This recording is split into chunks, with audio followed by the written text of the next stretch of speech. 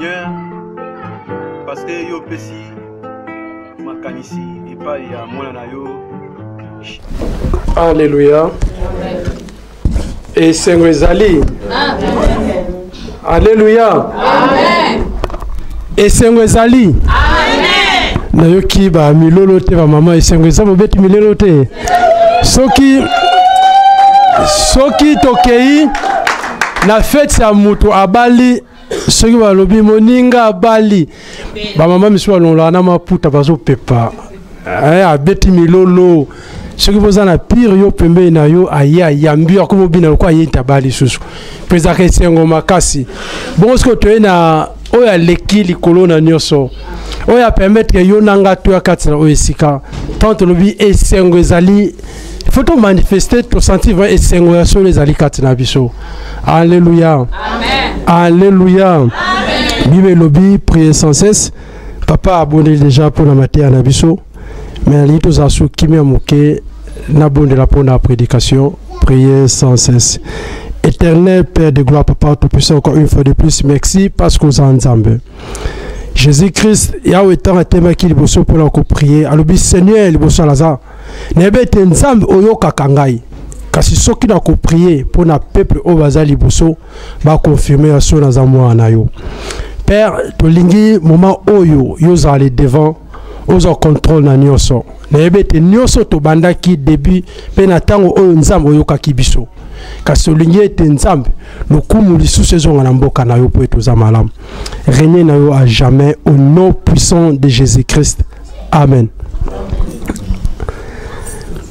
Nzambe akumbama mokolo eleki tango nzamba permetaki lisusu na tema liboso pona ko prêcher o etali par na nzambe. Nde nzambe alobelaki biso na thème oyo ezalaki ingratitude. Nzambe alobelaki biso totangaki ona mokanda ya Luc 17 po ete nzambe amonisamaki kati na biso mpona kolakisa ete na di l'hébreu ba oyo balhébreu wana ba oyo bakutanaki na Yesu ntango Yesu abikisaki bango kaka moko moto azongaki epai na Yesu kopesa ye merci. Kaka moko reconnaîtaki bolamu oyo nini nzamba pambolo maman. C'est la toute première fois que ça ramène na chaîne nzamba pambolo maman. Ete batuwana bazonga ki lisusu epai na yete. Pe Yesu atuni alobi où sont les neufs? Kaka namoni yo moko zongi. Oya zonga ki aiki kopesa nzambe merci. Aiki koyeba koza reconnaissant et pas na Yesu oya bikisaki ye. Le lenge moko na biso ba na nzambe. Tango tomoni loboko na nzambe, tomoni nzamba mimoni samikati na biso. Et senge na biso koyaka la présence na nzambe, ko remercier na action de grâce, ko remercier na balolenge nyoso, et senge na biso ba na nzambe to remercier le roi des rois. Mais akara moi na nzambe amoy loboko na nzambe likal boso témoigner lino témoigner te. Et akara moi na nzambe lokwa pambo mitam suna mbongo likal boso banga tam so sengi mbongo adim. Tanso ba senga ya tsa offrande mo quelconque. Abanga liko témoigner comme mbongo te. Mais tant on bande ko le loba nzambe fo langa ba porte na pambo ma. Nzambe apambo liyo. Nino yeko pese pa na nzambe. Lelo na ozavena moulai mingité, je pense qu'il a encore prêché 20 à 15 25 minutes comme ça parce que service monsieur ezali na kati église to m'appelle un peu avant respecter na l'air. Nzambe na prépara ki partage oyo thème nanga ezalaki. To c'est que na changé thème. Thème nanga ezalaki offrande de la considération. Na préparé qui ont déjà offrande de la considération. Na j'ai pas vexé nous sur la 6 kiango. Mais au courant semaine oyo, même si mamie na hôtel sous thème wanate, na côté ya réveille-toi toi qui dors. Et tomber peka nenge moko na makambo sur les 44 églises, ma vision bomoni, makambo o nzamba la kisi na 4 églises. Donc thème on a ngada ezaki mususu au courant semaine oyo nzambe atie susu thème mususu katinanga na o etalite réveille-toi toi qui dors. biso batu tosalaka tomonaka mingi ezalaka ete soki olingi olala omona ndeko azwi atie endi na ye portable na ye atie air ya kolamuka na français babengi yango réveil soki na bosani te babengi yango réveil donc réveil ezali ete na mutu oyo alalaki mpo alamuka lisusu mais totiaka toujours air na biso avant peut permettre biso tolamuka o brosser o sokola o sala ba besoin no nyonso avant obima yango totiaka sous 1 heure avant tant sous 30 minutes avance pour beta tant o kanduka na mbeto lamuka o kenda l'air o kende moi avant na musala eza ndenge moko pe na biso bana nzambe esenge na biso toza na réveil ya molimo kati na biso que la musa biso te bete tant ekomi mabe elingi ete toza na réveil que la musa biso réveille toi qui dors totelemi totanga makomi na nzambe na mkanda ya Ephésiens 5 14 à 18 Ephésiens 5 14 à 18 oya zui akoki kotanga Ephésiens 5 14 Ephésiens chapitre 5 nous débutons au verset 14 jusqu'à 18. Je lis au nom de Jésus. Amen. C'est pour cela qu'il est dit: réveille-toi, toi qui dors. Réveille-toi d'entre les morts, et Christ t'éclairera. Prenez donc garde de vous conduire avec circoncision, non comme des insensés, mais comme des sages. Rachetez le temps, car les jours sont mauvais. C'est pourquoi ne soyez pas inconsidérés, mais comprenez quelle est la volonté du Seigneur. Ne vous enivrez pas de vin, c'est de la débauche. Soyez au contraire remplis de l'esprit. Parole du Seigneur. Amen. Makomi etalisi biso ete na livre ya Ephésiens oya komaka Ephésiens 5 tobandi yango na 14 tira 18 na 14 monge bandi c'est pourquoi il dit réveille-toi toi qui dors relève-toi d'entre les morts. Bible etalisi biso ete o nyonso elobamaka ezaka révélé epai na Nzambe ezali volonté ya Nzambe kati na biso ete ezalaki na remarque moko o Paul asalaki aremakaki batu oyo bazalaki na ye longo vie spirituelle na bango ediminuaki kati na bango bazalaki lisusu na goût to la volonté ya kobondela to koprêcher la parole de Dieu te yango ete Saint-Esprit eye kati na ye alobi na bango ete réveille-toi toi qui dors. Jésus-Christ tangu ye apusalaki bayebisi ete Lazare akufi abaki ete Lazare alali Lazare akufi te po ete biso bana Nzambe tangu tozali froid kati na molimo ezali lolenge moko ya moto oyo asili kokufa esengeli na biso tolamuka na molimo po ete toluka elongi na Nzambe ete toyeba oyo ezali nini volonté ya Nzambe kati na biso. Bible ebi biso te réveille-toi toi qui dors longwa esika ezali yo kati na kufa bima kati wana komitambusa lokola kizengi te lokola moto oyo azangi mayele te tambola lolenge ya moto azali na mayele. Quand est-ce que moto akoki kozala lokola moto azangi mayele? Moto azangi Saint-Esprit, azangi discernement.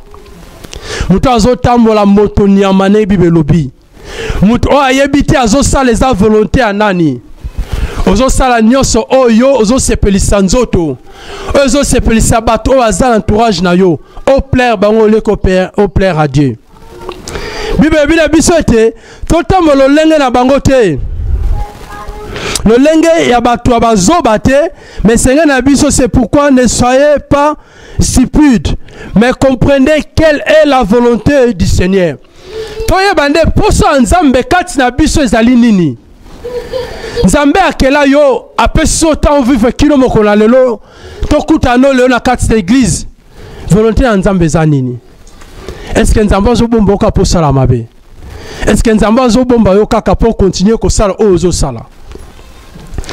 Na 18 bila biso te, ne vous livrez pas de vin. Cela mène à la débauche. Soyez au contraire remplis de l'esprit. Tout le monde était Jésus-Christ. Abongola maïvino. Comme sous Paul était un peu vin pour l'estomac. Mais à la Bible, il était tout livré en côté. Tout langue en côté. Parce que il y a même makande na banzela mabe. Et ça, mutu sous soi meli masangabi. Lelo ne na meli na ke lobelaye. Lelo ako sentir ngai. Parce que masanga soko langwango eza na tous les mots na kat.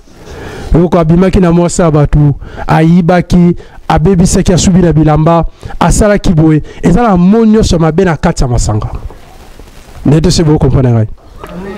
Pour ça mutu mususu fa lo babe abifona melamo moko. Soki na meli na kotisi esprit. So na ke kutana na ina koloba nyos na obombelo kote. Donc soka melite alobarate. Donc yepo na ye Saint-Esprit oyo ko conduire ezande masanga. Mais na biso ba na nzambe esenga na biso tolamuka na pongi ya molimo oyo tolali. Esenga na biso to poussa ne pas na nzambe. Esenga na so tout moment toza ka genou ko poussa na ko bondele pa na nzambe. Et toza la bato balangwe masanga te. Masanga na ngine ko biso na tonga lelo. La révélation nzamba te katsanga za entourage na biso. Masanga ezali entourage na biso bakoma compressionner yo. Bakoma continuer makambo ezanga tina. Oito sambele sili okela ndoka pe ali bose benyo. Mate ano yo jijango ngeni. Yo mola ki onene lo nga tei. E pa lekisi tali kamba loba ki bosa cher. Est-ce que mututé ipeda ko ki kono babongo. Ya benga kaka appel ali boso pona critiquer. Olozo atana yo ko méditer. Yo peselito yo kaima kabazolo ba. Alléluia. Amen. Alléluia. Amen. Muta bengi yo asolola na yo. Fala biso makambo nzambe. To beta bino masona bino mususu. Abande ozongisa yo. Est-ce que vous avez une église te po yo kate? Ya linga rappelo pour sala nini? A rappelo pour sala nini? Po botonga. Ta o yo ko zala na yo obondele pa na nzambe. Nzambe a révélé yo ba mystère caché na ye. Nzambe tali so nini eza volonté na ye. Yo zui ta wana o memi ango na distraction zangatina. Réveille-toi toi qui dors. Ozo la ozo flebi Saint-Esprit katina yo. Parce que ozo yo ka mingi ozo pe sanzambe lokumute. Peut-être yo ki ba bete masanga et comme mon débauche. Débauche ezanine. Ma bête, tobika dans un mot ma bé. Et que moment la ma bé. Bon, yo ti église, muto azan Saint-Esprit dans dobenga yo. Aba luka bo critiquer. Et même yo na masanga tende ko. Moko musu passer à tuna kinga bina fa shiko. Yo bande ko za pa na yo babike yo mela kama sanga otaka banze mbo mo kilo bina ka boye boye. Mais c'est passé ngana mela kama sanga te. Na banga kana langwa passer na seki makasa bi ofa shiko yo banga anoka ko langwa banga anotri pour nzambe ka ko langwa na bizamba za déjà mais na banga na langwa tasu na osaba bêtise yo na milana masanga te ba nzembo wana ba lobby akobina na ndako danga na beta rango te mais na yo karango parce que sur laquelle filmer mutu so asengi nzembo no tile na film na ye dans la zone obligé na zo nzembo wana pona côte na film na ye mais na ndako na watu tienze moto ndobina na sala rango te.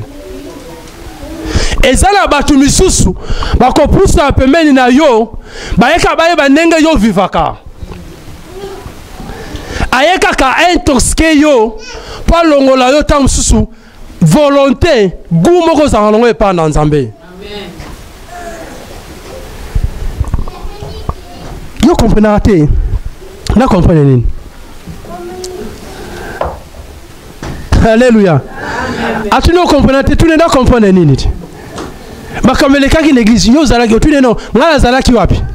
Pour comment on raconte histoire de l'église. Pour te y aille ko prier nzambe te. Ye aille atala de kwa sali nini, de kwa zongi sinini, de kwa lobi nini. Ole ko zo atan ko prier. Tant est comme biso mukuse. Tant est comme mukuse de kolanga. Ba oto zaki na bango to nimeki te ba okufa lelo ba kufi biso la corona. Ba oto zaki na bango to nimaki te eloko ba be ko okomela bango. Et comme les bango lelo bazate batiki biso. Soki nzamba afesi ngana yo tant na tango oyo. Pe na vexé oyo abete réveille toi qui dors. Peut ta monnaie si kamoko te biso to lali. To mi pesi na makambo zanga tina. To mi pesi na makambo oyo zanga tina to pesi ngo privilège et non que volonté na nzambe. Ta ya ko bonde la biso comme muke. Ta distraction comme ebele. Makambo na yo zo vanse te la vie ndeko. Telema luka nzambe. Telema bonde la nzamba yoka yo apese ano. Yo vando kangi maboko nzambe kaka osana tana ye. Yo ntozo perdre. Nzambe l'église se pelaka tango nyonso côté décembre. Presque l'église mobimba ba chrétien. To sala ka jeûne à 21 jours. Est-ce que so mituna pourquoi 21 jours? Est-ce que ebitina nango? Peut-être Daniel va pamboli pas dans Nzambe. Abondele pas dans Nzambe azue yano. Mais il pamboli ne kangami quelque part. Mais tant à côté qui prière, à côté de Mozindo à réveiller, à bête Nazar qui dit bah, na lali tango molai, situation de changer te. De tango li pamboli kitaki. Si ko yo makamba vie na yo zo avancer te. Okoma mona nyoso normal. Ce que vous comptez batambongo no mitsaka ba ko compter yo sana mbongo ebele ba ko compter yo sala makambe ebele selon masolo no lobaka mais en réalité aux pauvres vous avez l'autre côté aux vivre un esprit que na bongana tongana zaboye na mutale kinga azate mais aux an boy et lo ko manifesto za mbongo ezate kota luka nzambe ozo loba na eza molimo emona mana miso abatu. Tozo bonde la tango molai situation de changer te tozo yeba ko bonde la te tozo bonde le kolomo na kati le kolomo libanda tozo concentré na loko to lingite Jésus Christ a poussé ni muke liboso ake pa ba disciple na ye alobi na bango est-ce que boko ko ve na ngate ata pendant 1 heure. Dans Matthieu 26, 40 à 41. Jésus-Christ a poussé à écouter mes disciples. Baza ba sur kola là. Abi na bango beaucoup ko éveillé. Est-ce que beaucoup ko la mukate? Bobonde là. Ce qui Jésus-Christ fils de Dieu. Ce qui Jésus-Christ misusu to benge nzambe. Alobi na ba disciples na ete bola mukabo bonde là. Bongo yo nangai. Est-ce que tu veux attendre to éveiller? Tu veux attendre to bonde le pas dans Nzambe. Tu veux attendre to pousser en sous que l'on dans Nzambe malam. Nous avons mis ça la distraction. Appelle à l'iboshe zalaka à critiquer. Tu y es déjà. Oui bien. Sora bengi abandana lubanin. Mais bien il faut bon le pas dans Nzambe, les concrets tous a rempli le Saint-Esprit. Ce que l'esprit de Dieu zakati na biso a relation nani o yoko zane approche. Ba tu misu Saint-Esprit no kimisa ba ka bango moko. Avec Yesu na bengi ye na na mo masoto solanete. Et Saint-Esprit poussé musika parce que yo za rempli le Saint-Esprit parce que yo zo tana yoko bono ko lukelo na Nzambe. Tant liwe ya ke lobakate. Na tongo la zui vidéo mo atinelinga mutu moko midiembiki na Congo. Amidiembiki pour la situation ya vie na ye na mobile na ye, mobile azui le soki mbanda. Akei atiki bana na betike lelo. Siko yo na ngai occasion permettre na tongo lelo. To bon le pas na Nzambe. Peut-être Saint-Esprit sur solisa biso. Muto za Saint-Esprit pas ça muninga ta mabeza passe. Muto za Saint-Esprit ngana koki ko sala na pese exemple na yibi bik o na tira poche na kenango Saint Esprit sala o yibi bik yango pona nini o oke na bik yango wapi o oko sala bik yango nini o omaka mutu yemoko dimanche ko ya aezongisa bik mutu ana Saint Esprit ando yeba makamba va mutu amosunya comprendre yango amen ando comprendre makamba lolenge o biso no so comprendre te peut-être Saint Esprit za pa na yezo construire ye Saint-Esprit va na la muto azo luka nzambe. Na muto azo poussa tango nyo sepa na nzambe. Ozo lela tango mulainde konanga. Onyo kwa mi. Vi o toza nango. Eza vi o yo nanga tango sutu tore koza nango te. Tozo mona toza bien, torati costume, torati ketcha bien, sapata cher. Yo sepelo binaza bien. En réalité, vieux eza yo te. Ozo vivre ba miette et mike. Mais soko côté mozindo prière, on l'amour qui na libota na yo, bon lukin zambe profonde. Ne pas se comprendre te vie na no vivre za ki photocopie za ki angate. Parce que vie na biso ba na nzambe fait ça différent. Mais que ça un jour biso to témoigner to za libota to likal biso to témoigner on na nzambe. Peut-être to témoigner bon kamwa. Bobi ah makaba boeleka na liboto. Ah bazala bo na liboto ah esalama bo na liboto bo kama biso nyoso le kan liboso cher to témoigner peut-être biso te bi nini on nzambe asala rapona biso te bi nzambe ni tozo bondela toza parfait mais tozo ata temps ki ata ine wana bible lobi to lukelongi na nzambe yosko ine wana me mangona makambe zanga tina bana no temps so tina bo ekola bazoba peut-être yungam de temi liboso na yo. Peut-être Moussa les ont marché bien. Peut-être les camo qui comme au col obstacle les bossons na vie na yo. Mais on bet longo ba tout temps so se kanayo. Au moins non normal. Muto aza Saint Esprit te. Muto aza aveuglé. A no comprendre makambute. Ato ibise makamalamu. Yepone kaka nzamba ko sala. Yepone kaka eza nango normal vie to vivre. Eza nango normal étape à vie. Mais muto aza Saint-Esprit au lobete likamo na yoki lelo te fona lamuka makamo eza normal etamula kaboyete na vie ezo kende komelinge belé na vie fona lamuka na kota mozino lukelongi na nzambe. Est-ce que yo kota ka mozino lukelongi na nzambe? Est-ce que yo kota ka ozo ata ko bondele pa na nzambe?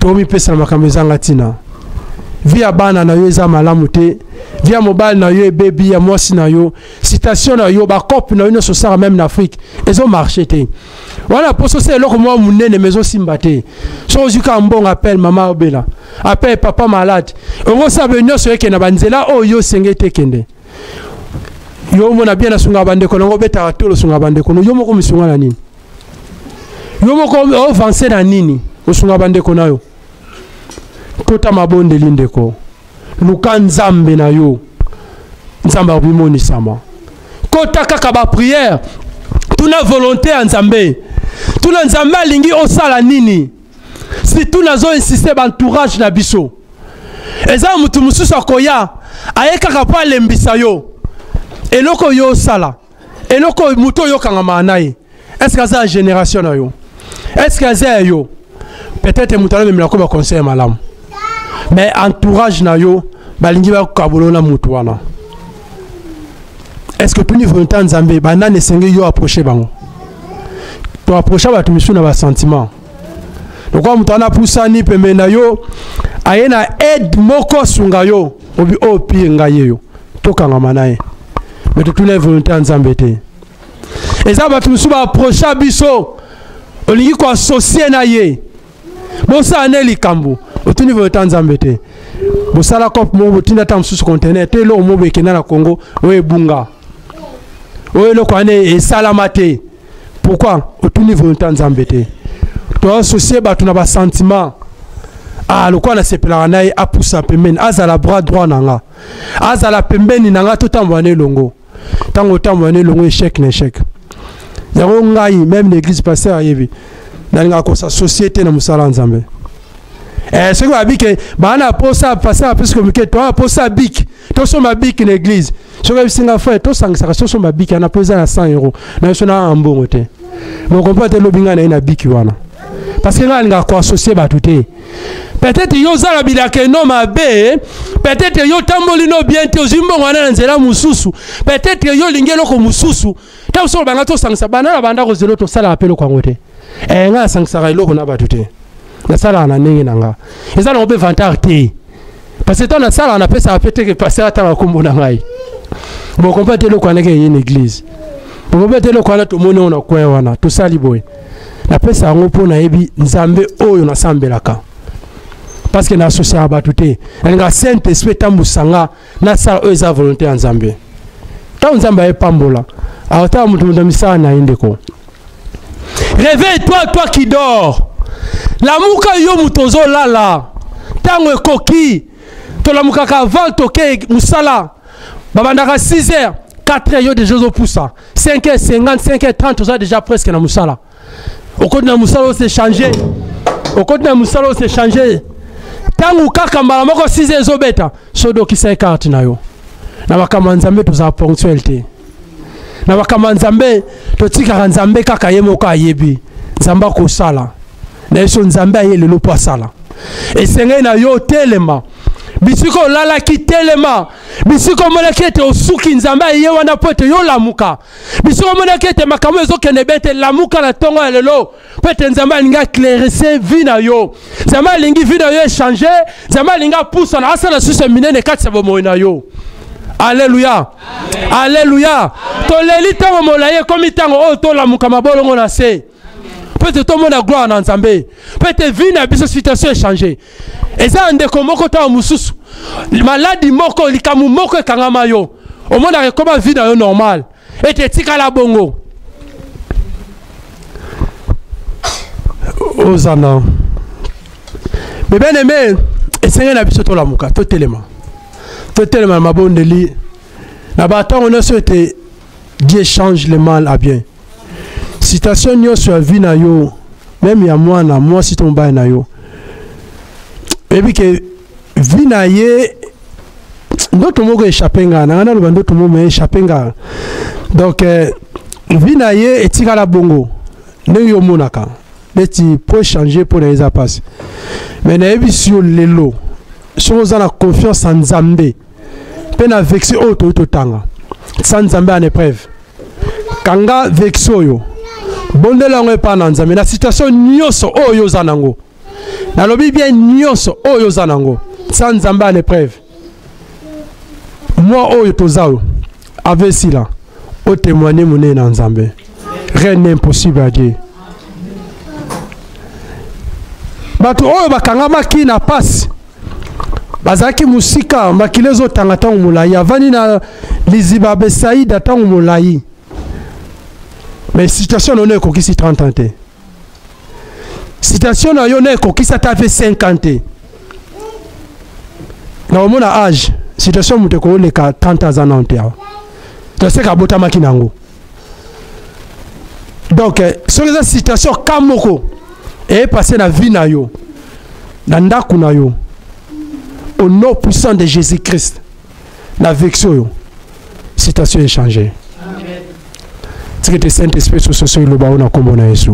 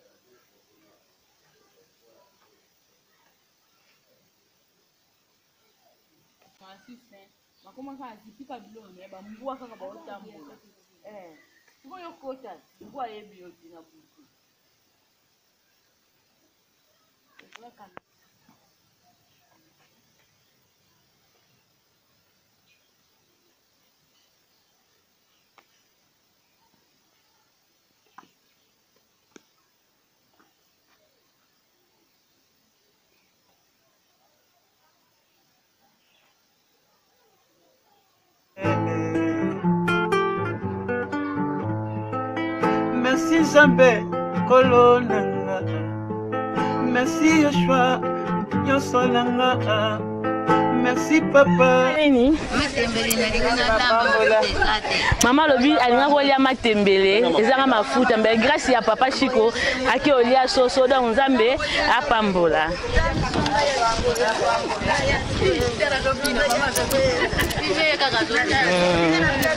Nzambe apambola papa Chico akende liboso azala pe ya suka ta ntoka na tindeli mapambo likoleka. Amen. Merci maman, merci.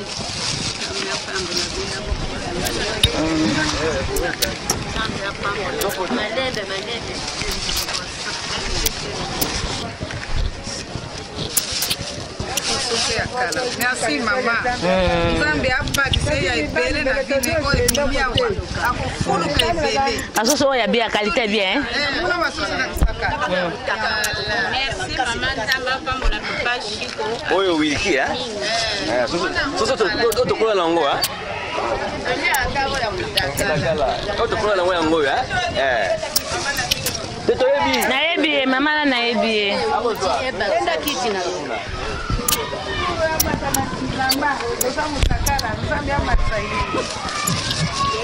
Vraiment maman Nzambe akota likambo papa oyo abakisa ye penza wumela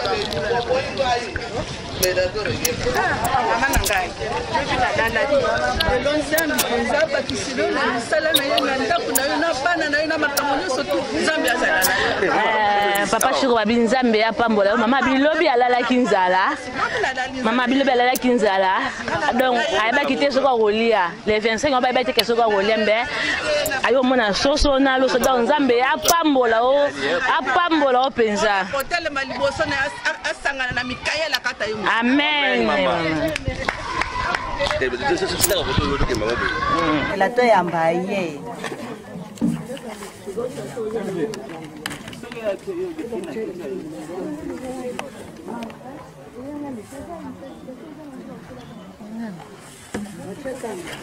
Ndo bana muno kona ngali mukade mwanya mupene shemsangu dukama Nzambe apambola ye makati 1000 fois apambola ye penza tolie kitoko lelo na tomona te lelo tomoni to vivre mingi Nzambe azala na ye akaba lisusu biso tia Nzambe azala na ye na misala na ye Nzambe atindi ye Nzambe apambola ye makasi akaba papa Chico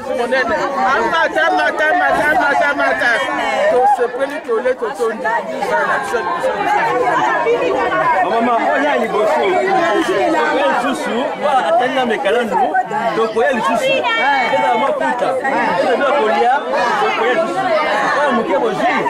Oke ne kolia. Nzambe oya bino, apambola ye.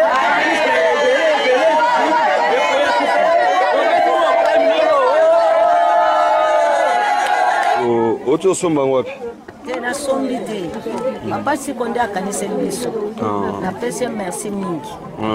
Dala neti biso ba veve boy to so souffrir makasi. Batata mususu bazaki mayele te amoti ko pambo te. Kaka na divulgation siko ba bimission na ndako oyebi to ko banda wapi ko suka wapi. Papa akanisa biso na kolia ata mwa musala ya moke. Ata ko kombola ndako atani. Ko sunga kabiso pe lukinda ko vangi na banda. Mais est-ce que vous avez une autre carte d'électeur? Papa. À 5 millions. T'es à 5 millions côté. Merci.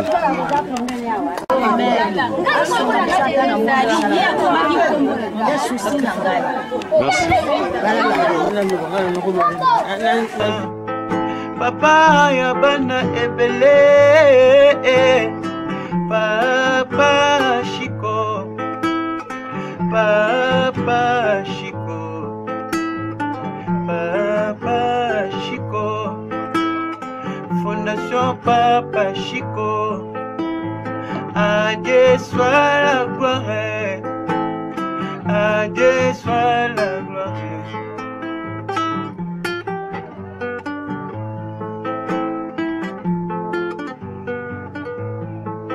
Zambelanga, pesa mayele, bakisela intelligence et sagesse.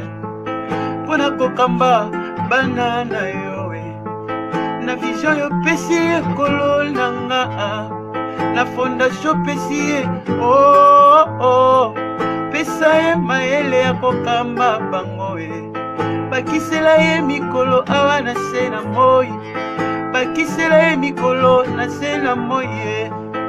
Naloba normalement pour na bakinyoso nenga tozabui nani o na mboka na biso aibite ke nzala ezali aibite to vivre na nzala bon to bana to bota mali ngala seka mobutu ti lelo na tikala mwana ngaba histoire oyo na banzela ti pour passer dans le te passer bana bana bon mobutu ti lelo bon mutu lo wa mutu oyo papa o Chico fondation ya production azuli kanisi po bata ba o bazala bamboka mikili ba mindele banani ba ko biso mawa ndeto vivre kana nzala na biso ana kiko ba Congo alors mutu aza vivre kana kota mindele aza ba makanti watu so kutu akina mbongo ebele so akina mbongo ebele akosa ba makanti so minene alors kola azui raisonnement ya ko pesa batu nanu ata mikate la poto poto o to le kana nzela ngala passager merci na viko pelanga poto poto ça na satisfait na keri na ngai ya ona ko loba pona papa o ke adie soit la gloire ndenge ba comme bilamba la bino et là on a voir ça na yo loba ya ngwa ici OK c'est ça dans notre église Christ sans frontières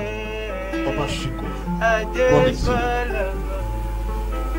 Vous allez voir dans les images, il est en train de nous demander l'aide parce qu'il voit qu'il ne peut pas aider ses enfants seuls parce qu'il n'est pas un millionnaire. Il n'a pas un travail qui lui donne 5 000 € par mois. C'est pourquoi il a besoin de nos aides. Nous qui sommes ses frères, nous qui sommes sa famille, commençons d'abord dans notre église. Avant que les autres d'ailleurs puissent lui venir en aide, nous d'abord commençons à aider notre frère, notre bien-aimé, notre papa. Aidons-les. Il ne demande pas trop, ne fait que 2 €. Écris bien les numéros de compte. Commence à faire les virements chaque mois. 2 €, 3 €, 5 €. Selon ta... En tout cas, tu as aidé Ndeko Chico pour l'initiative pour aider les orphelins na Mboka, na Congo. Moi 1 €, moi 2 €, 5 €, Nengo Koki, ils ont bien. Ils ont mambo. Ils ont ça, vraiment, on a une image, ils ont aidé les orphelins. En tout cas, surtout une situation Mboka, les orphelins, les chèques, les belés, tout ça là. Donc, l'initiative, en tout cas, ils ont vraiment mal à aider. Donc, action, en tout cas, pour soutenir. Donc, c'est ça. nayebi ke biso bata mokili tovisaka mingi ya makambo oyo ata mosu bafutilité mais malamu yango toanango posa ya soutien ya 1 € na yo 2 € na yo eloko nomo oza na ndako elamba bamateriel oza nango posa mpo kopesa mpona soutien ya Chico production na bana parce que totali namoni niveau Chico asala mosala niveau organisation ezosala mosala niveau ONG ezotambola ezosenga vraiment soutien na yo ndeko ono opesi te yo ndeko ono opusani te yo ndeko ono soutenir te zwa vraiment temps au soutenir initiative pour likambo ya Chico production. C'est un homme sérieux, c'est un homme oaché makambo nyonso en marche pour makambo etambola bien pour borphelin bandeko biso bana ya Congo bazwa mwa lipa bazwa mwa place ya kotanga bazwa mwa place ya kolala. En tout cas ndeko Chico production papa Chico production azozwa pena makambo sérieux abongisa makambo yo no pesi 1 € no te nazobondo na buluma nzambe pesa 1 € no eza avantage pour na bana ngo tutiki na Afrique nzamba pambola bien c'est bien suivino mbote na kombo na Yesu Kristo tozaba chrétien puis tout ça l'appel na mutu nyonso toza na bonne foi mpona koya kotia loboko na likanisi oyo ndeko azwi Chico production aza na fondation asali na nzela fondation wana bana oyo bakufela baboti bana oyo bazalaki abandone na ri mais na nzela ya ndeko oyo moke azali kozwa azali kokende kopesa bana na mwa lipa kopesa mwa bana wana ntango mosusu mwa espoir moko na avenir. Alors yango ezokosenga vraiment na bato nyonso to bazali na bonne foi baya oyo baza na motema ya malamu ya kosunga parce que na ye moko akoki te kosala mosala wana. Biso mo tomonaka nde toza na bafamille ntango mosusu nakozala na bana mibale misatu mais okomona ke mbongo tozozwa eza insuffisant. Mais na nzela ndeko aza kolona na bonne foi malgré ke oyo ye aza kozwa ezokoka même pas na famille na ye mais apense na bandeko oyo na bana oyo bazangi baboti na bana oyo bazalaki délaissé lobi na balabala mais a trouvé esika mpona kotia bango. Alors tozokosenga mpe tozosala appel na motu nyonso tu oyo akoki komonana na 1 franc 1 dollar oyo akoki komonana na 2 francs donc selon possibilité donc oyo nzambe akotouche yo akotia yo na motema donc tokosenga vraiment ke baide na bino ezali les bienvenus donc na fondation ya Chico Production na banzi ke nzambe na ngai nzambe toza kobondela apambola bino amona bino soki mwana oyo azanga moboti ale ntango mosusu mwa lipa ameli mwa koka ameli mwa mai donc libondeli na ye toka mokolo na ye wana ndenge eleki malamu cela veut dire ke ezali porte oyo biso tofongoli po ete nzambe apambola biso na nzela wana nzambe akoki kopambola biso akopambola mpe mabota na biso. Alors il est temps ke ya koya kopesa na maboko ya kosunga parce que ezali etinda oyo nzambe apesi biso tosunga na biso na kombo na Yesu Kristo. Kosabone na yo esala biso bien. Kosabone na yo eza kobakisa 1 franc po ba orphelin ba ali ata lipa.